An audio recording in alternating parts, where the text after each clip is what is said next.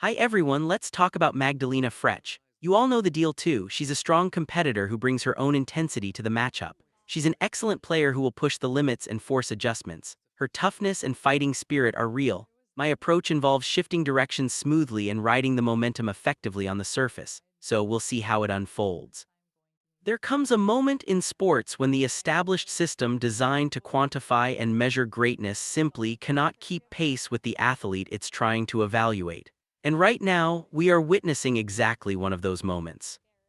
Alex is just 20 years old. She sits at world number 42, and tomorrow she will step onto the clay courts of Rome for the Italian Open.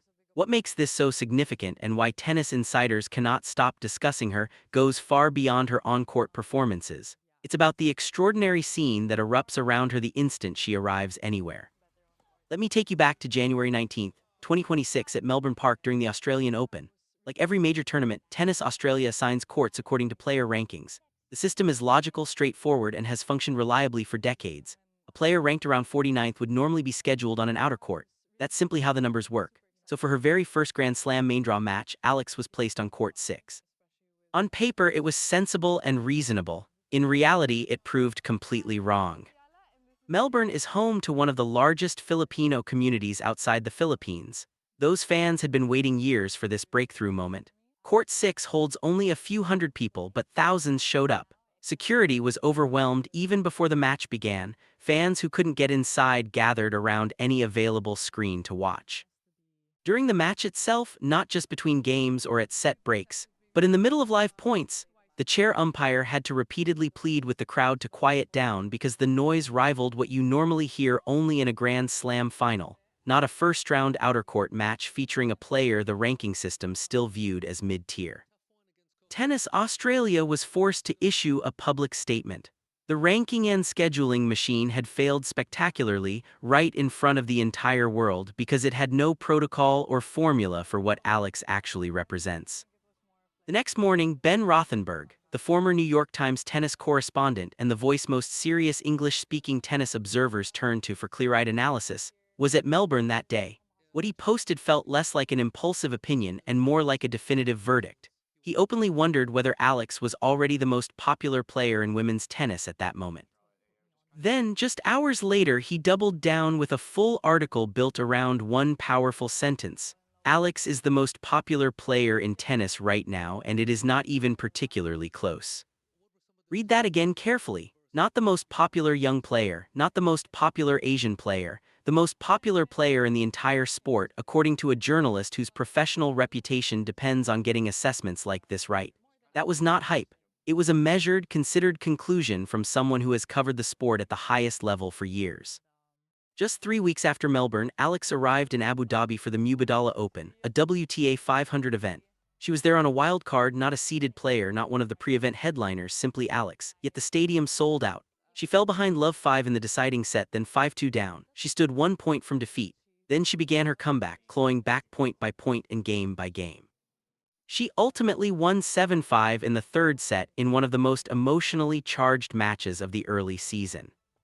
Afterwards, speaking into a live microphone in front of that still roaring crowd she still seemed unable to fully comprehend was there for her. She said it plainly and without any filter. Selling out stadiums is insane. No rehearsed media spin, no prepared lines, just a genuine 20-year-old expressing honest awe at the phenomenon she had become. That raw authenticity and visible disbelief from the very center of the storm carries more power than any marketing department could ever create. But the comment that truly pushed the tennis world into overdrive came from someone with every reason to remain silent. Daria Saville is not a journalist or pundit. She is a current WTA professional, a former world number 21, and a former Australian number 1 who has spent more than a decade sharing locker rooms and walking the same courts as every top player. After watching the Abu Dhabi footage, she posted a reaction that stood out. She noted that Alex is selling out stadiums whether she plays singles or doubles, at events where attendance had never reached those levels in previous years. She said that if she were a tournament director, she would do absolutely everything possible to secure Alex for her event. She would ensure Alex appeared on the schedule every single day, in both singles and doubles, because people come specifically for Alex and then stay for the rest of the tennis. She pointed out that you can literally see the difference in crowd numbers depending on whether Alex is playing or not. Think about what that means. A fellow active professional, someone competing in the same events, using a different equipment sponsor and focused on her own career, publicly declared she would restructure an entire tournament's calendar around one player. that is not mere praise. It is a professional evaluation from someone who knows the standard baseline and is stating without hesitation that what Alex generates is fundamentally different. By March at Indian Wells, the pattern could no longer be dismissed as a fluke. Reports from the BNP Paribas Open described Alex drawing practice session crowds larger than those for Carlos Alcaraz and Coco Gauff combined. Not bigger than one of them, bigger than both together while they warmed up. Alcaraz and Gauff are widely regarded as the two premier box office attractions in modern tennis, yet Alex simply practicing pulled a bigger audience. After winning her opening round match, she told Front Office Sports that she had never expected this level of fan support or these kinds of crowds rallying behind her. She called it an incredible privilege she does not take for granted, because very few people on earth ever experience anything like it. The humility in those words is genuine. She remains a 20-year-old still coming to terms with the enormous gap between her ranking and the reality that unfolds every time she appears. That gap is precisely what has left experts scrambling. Professional tennis has always rested on one core assumption: ranking equals relevance. Higher ranking means bigger stages, bigger crowds, more attention. That principle underpins court assignments, seating, scheduling, ticket sales, everything. Alex is breaking that assumption week after week, and the sport's own administrators are rushing to adapt. In March 2026, Forbes interviewed Jean-Christophe Verbourg, Babolat's global sports marketing director, the same executive who witnessed Li Na's impact firsthand. Li Na became the first Asian woman to win a Grand Slam title with her 2011 French Open victory. Over 116 million people in China watched that final. Her success transformed China from a minor tennis market into the WTA's largest single territory. She secured endorsement deals worth $24 million annually. She didn't just play tennis in China, she turned China into a tennis nation. Verbourg signed Li Na and later signed Alex to the same brand. When Forbes asked him about Alex, this executive who possesses a precise understanding of generational talent said it is a little bit crazy what is happening with her. Because in theory she comes from a small tennis country, yet at every tournament the number of people watching is just crazy. He repeated the word crazy, because it was the only honest way to describe something his industry's traditional models cannot yet quantify.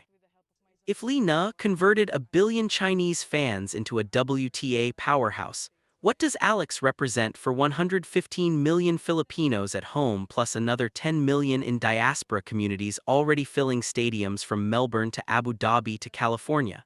The answer is already emerging. In January 2026, the WTA approved the very first professional women's tennis tournament ever held on Philippine soil, the Philippine Women's Open, a WTA 125 event. That tournament exists because of Alex. The WTA itself described the inaugural edition as a resounding success. A 20-year-old ranked 42nd in the world managed to add an entirely new country to the WTA map. She didn't merely inspire young Filipino girls to pick up rackets, she altered the actual infrastructure and geography of the sport.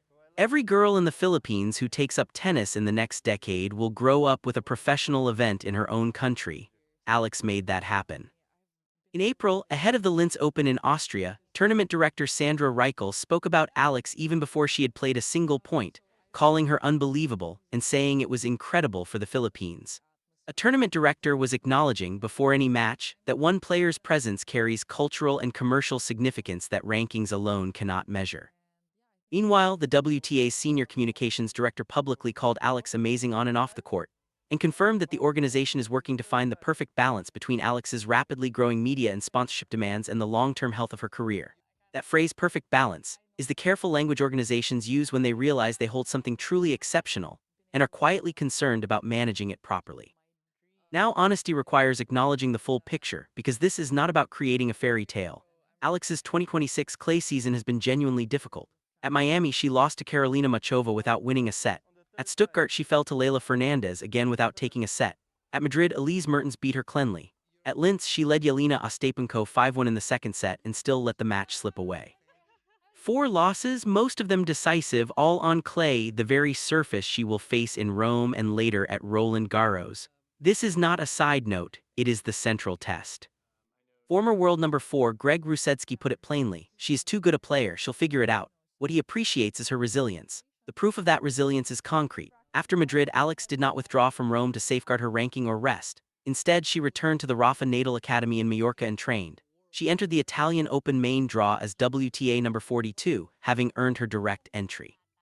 Her first-round opponent is Magdalena Fręch of Poland. That match is tomorrow.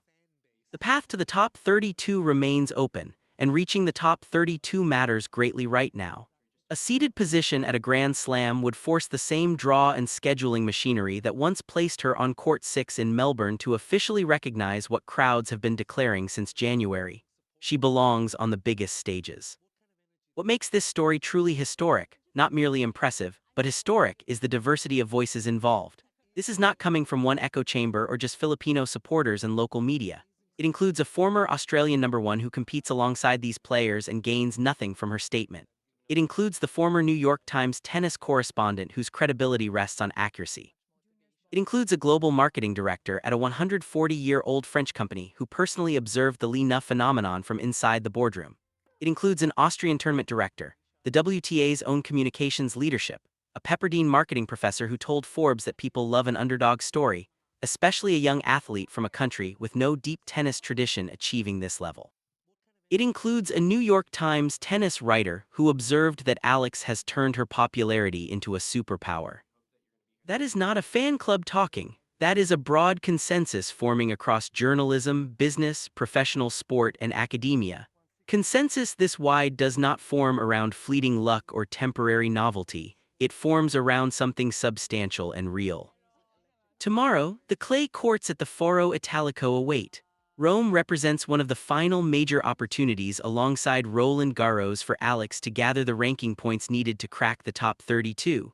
Her work at the Natal Academy was purposeful, not sentimental, and this story is far from its final chapter. The question worth considering, drop your thoughts in the comments, is Alex already the most important player in women's tennis right now, or does she still need a Grand Slam title before that label becomes undeniable? The experts have spoken. The crowds have voted with their feet and their voices, and Rome begins.